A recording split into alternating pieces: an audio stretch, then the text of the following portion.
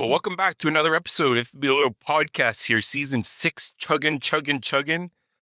Today, I got a great bunch of artists here, 2 excellent artists, and they're from chez nous, right? These are, they're expats, but they're living here in Montreal, which I'm so psyched about. They know where to come to find good music and good connections with their music. So I have Sunny and James here from Link3. And this is a really great band. I was just mentioning that it's this kind of like revival of slowcore and this restraint and space in their music.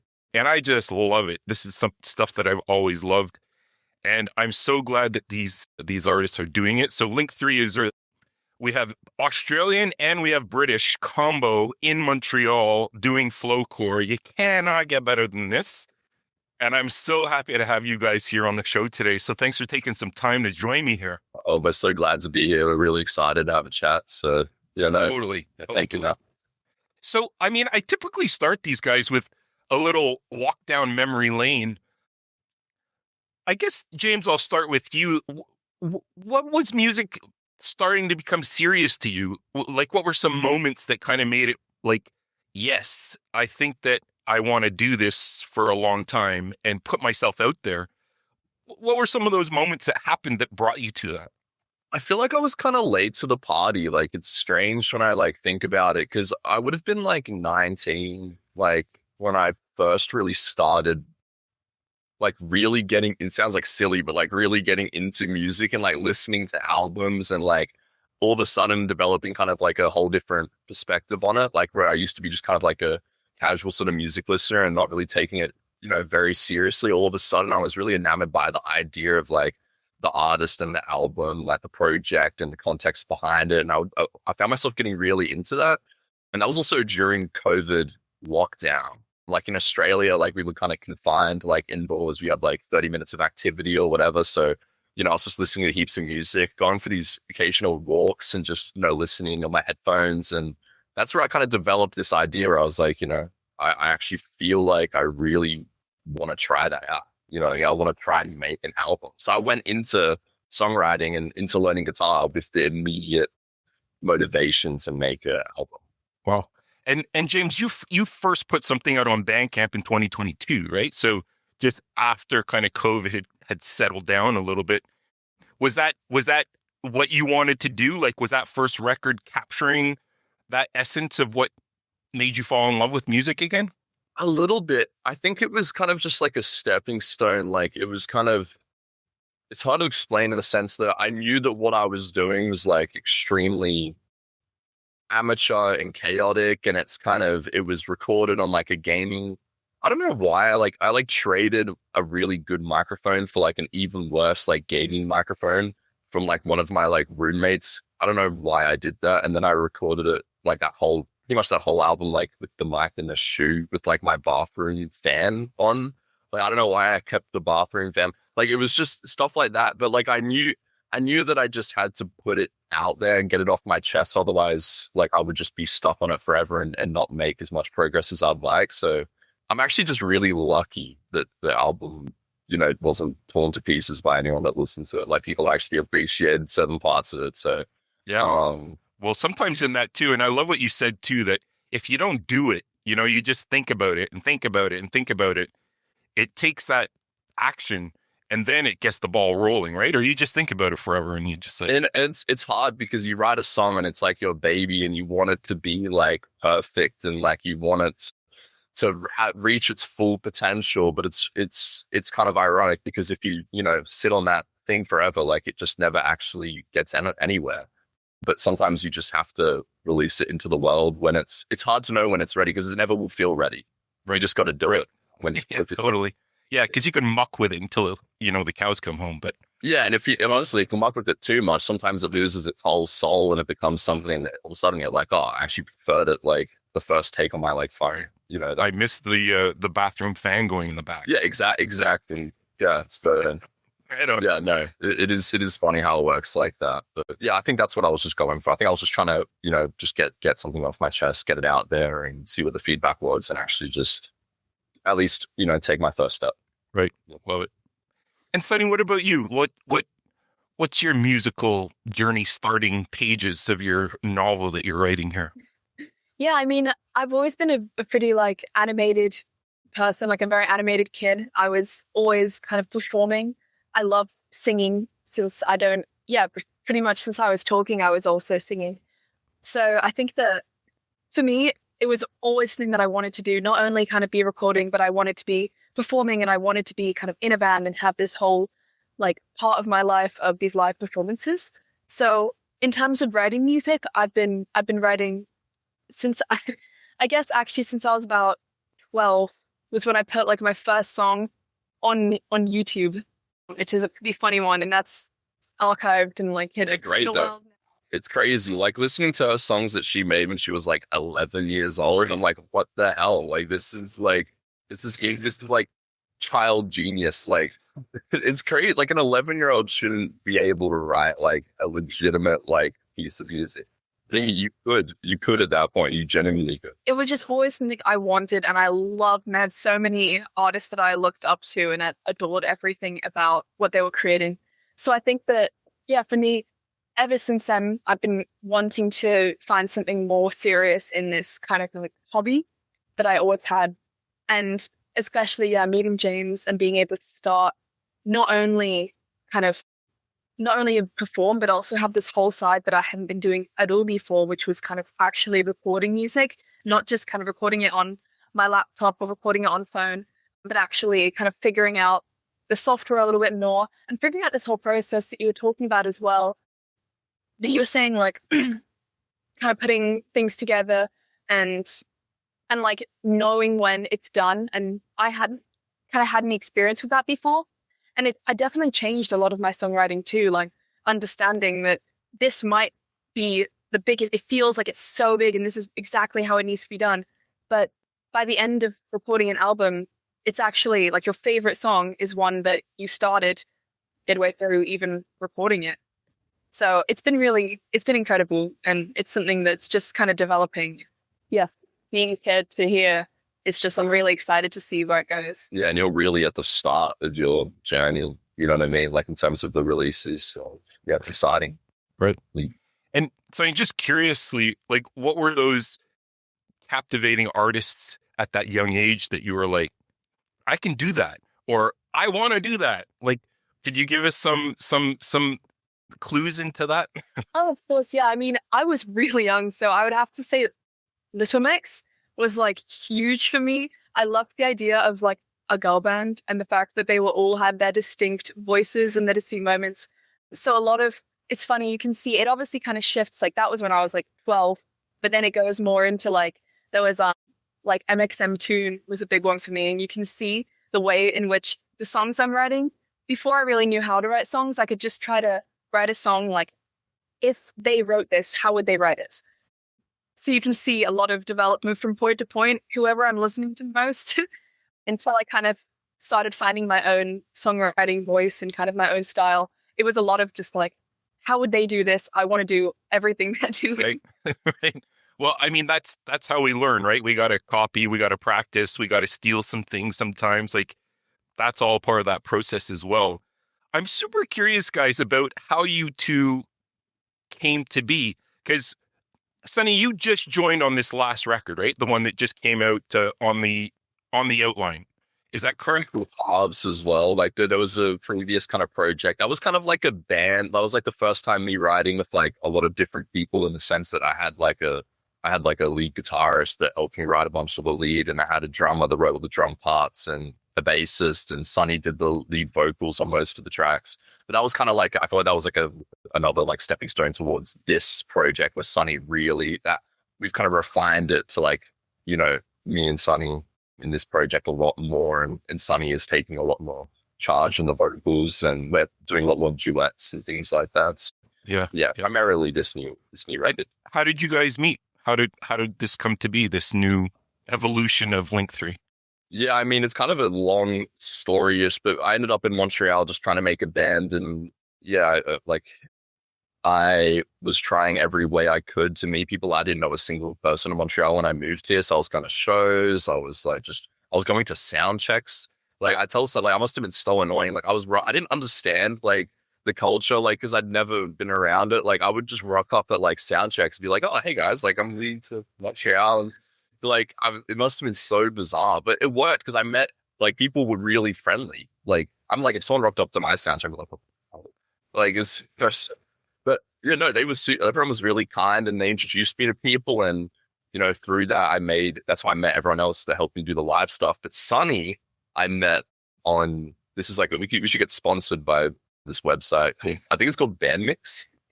Yeah, we met on Bandmix, which is like a website where you know there wasn't really many people on it.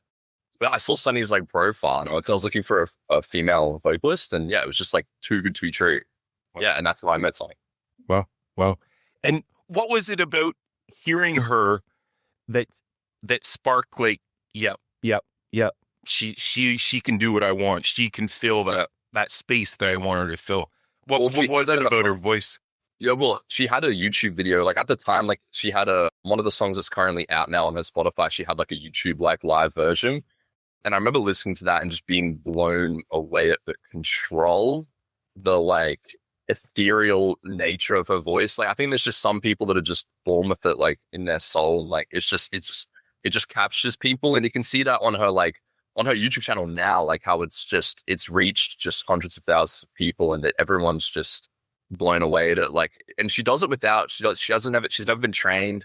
She doesn't do vocal warm-ups or anything. Like she can just do it as if she's like talking. Like it's incredible. But when I heard her voice in that video and just how easy it was for her to do that, I was like, I have to like, please play it. Awesome. That's awesome. And Sunny, what was it about what James had done in the past through Link3 that was appealing to you that, yeah, I think I can find my way into this?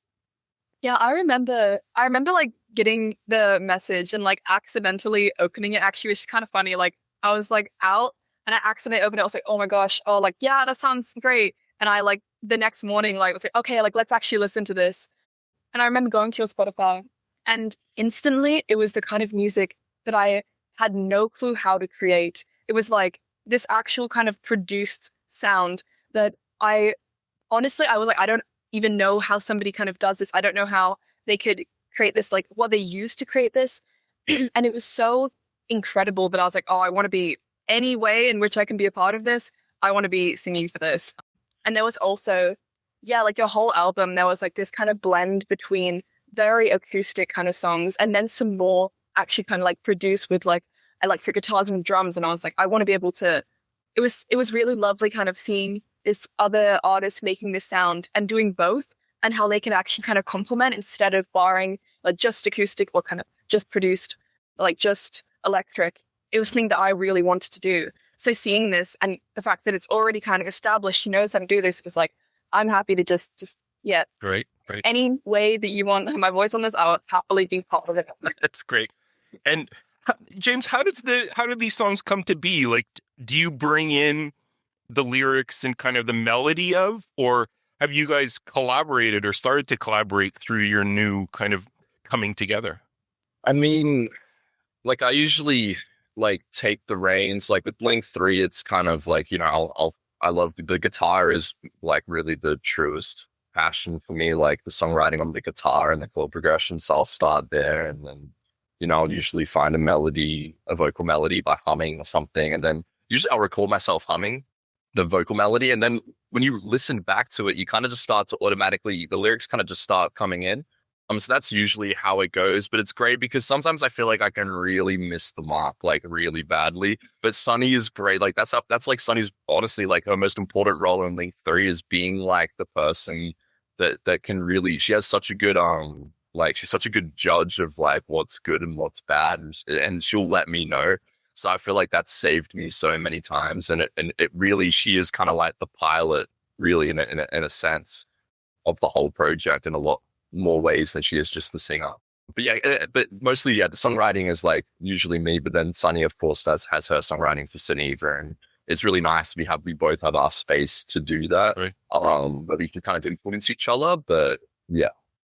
And how did On the Outline come together? You have a knacker for the last 2 Januaries to put a new record out. How did this one on the outline come together as a whole record? I think I kind of like creativity comes in waves, and I think that was just a particularly huge wave. And I kind of felt that, I'd done some collabs earlier in the year. I had Harps come out, which is a very collaborative album for link3, like the most collaborative I've ever been on a project. And I kind of felt ready to get a bit more, not personal, but kind of just go back to my roots, but try and level it up. Go back to recording just with the mic, just producing it all myself, recording it all myself, writing it all myself. I felt like I had an inspiration that I could do something a lot better than I had before. I wanted to put everything that I'd learned from collaborating with other people and from my previous projects to really challenge myself and make something cohesive and ready to be received. And yeah, that's kind of how it came to be. It was really just like, I think I've mentioned this, like it was just a 4 to 5 week period, just in our studio apartment, just all the writing and putting it all together. Yeah, it just all happened within that space. Amazing. And Sunny, what do you think of the results? Like when you kind of look back over the assembly and the creation of the songs, and now it's all packaged and out there in the world for everybody to hear. How are you guys, how are you feeling about it? How is the reception of it? Has it matched what you thought would happen with it, or where are you at with it? Incredibly proud to be involved on this at all. Yeah, we've already kind of actually had a lot of feedback. Even like recently, we've been looking at all of like the album of the year kind of reviews, this whole website where you can see that. And I think, you'll know like better with all of the kind of responses that you've had over the years of link3, but this has just seemed to have such a wave of like really kind of intimate experiences people are like having with this album, saying like like we were talking before kind of about nostalgia, or these really like intense kind of moments of like, I really love this. And I feel nothing but proud and lucky to be a part of it. No, it's my first time releasing a project and immediately getting kind of like it resonating with people.